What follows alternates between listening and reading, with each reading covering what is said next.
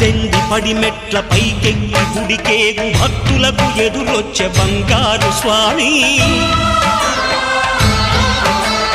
ఇరుముడులు స్పృశించి శుభమనుచు దీవించి జన బృందముల చేరే జగమేలు స్వామి తన భక్తులొనరిల్చు తప్పులకు తడబడి ఒక పక్క ఒరిగెన ఓంకారమూర్తి